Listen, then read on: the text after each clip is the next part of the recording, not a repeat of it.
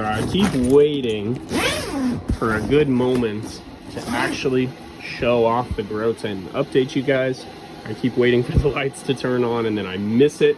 So I'm not gonna do that. I'm just gonna give you a nice little glimpse into the dark here. First off, canopy was a massive failure this round. So you can see Mad Fruit absolutely just kept stretching. The Gorilla Glue would not get where I wanted it to. So we ended up okay, right? That's kind of the canopy line we were shooting for. Lavender and Blue Dream did great. Gorilla Glue did not. But you guys can see, even with how heavy we pruned, even with the bug problems, the over vegging and stretching and all kinds of crazy problems, we still ended up looking pretty good. Looking pretty good. So here is the lavender. Can't complain too much. Nice yield on it. Mad Fruit. Still not done. Has quite a ways to go still.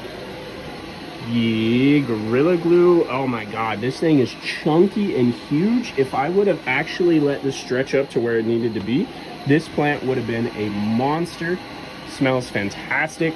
And then I have the Blue Dream, which you can also see did great. This thing is a monster. A lot of yield, even despite how much we aggressively pruned them all back. So yeah, I really can't complain too much.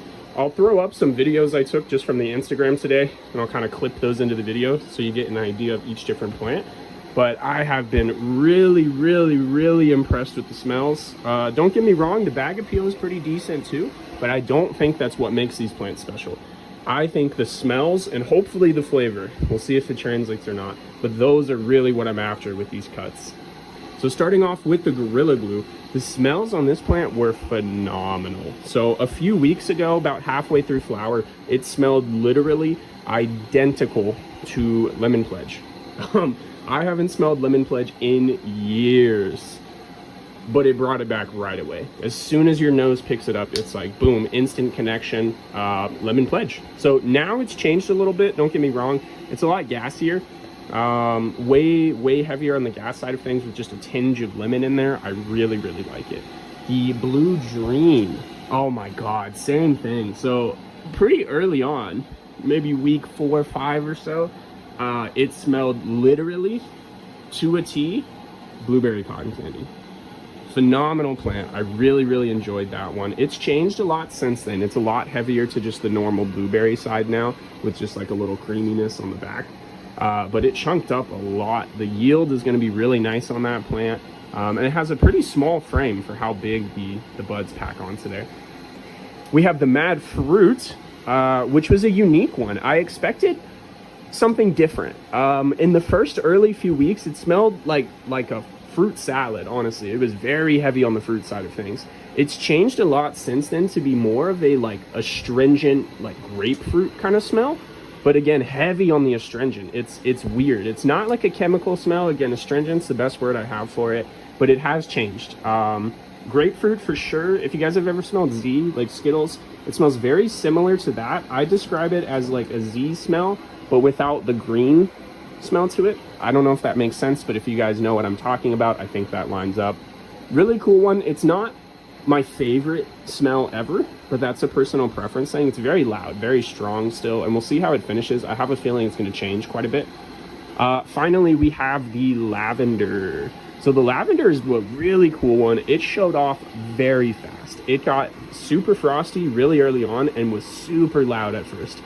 That has also changed. So it still smells really nice, but it's a very light smell. It's very floral with like just a little like almost grape smell to the back end. Again, it's hard to describe, but very floral, and a little lighter. It was really stinky at first. It's lightened up since then. It's almost a little bit harder to get the smell off of it, but once again I have a feeling that'll change as we dry, harvest, cure, and do all that. But here, I'll throw another quick video, a little roundup section for you guys. So that is kind of how the tent is looking. Again, Blue Dream's fallen over. You can see I threw some twist ties up to kind of hold it. It's a good sign. It means we're just packing on flowers and resin. Same thing with the lavender. That happened pretty quickly. But yeah, things have been looking good in here. I'm very happy with the tent. I'll try to keep you guys posted on the harvest. Okay, so this was a couple days later than the video you guys are watching right now, but there was a lot of stuff I didn't talk about and just completely forgot. I'm not going to cover everything just because I missed too many weeks in the grow series, and so I messed that up. I apologize, guys. But there are a couple things I wanted to mention. One, I failed with this trellis. You can see stuff has fallen over. My buds just got way too heavy. Normally, I would keep this trellis pretty high. You want to support it, again, just to keep those plants upright. But because this Gorilla Glue just did not stretch, I wanted to leave something kind of on there. That was a mistake. I tried to pull it up, but it's already done its damage, so we're just rocking with it. But that's fine. That's fine. Not that big of a deal. Number two, I experimented with a little bit different pruning. And so I stripped these lowers super, super, super heavy.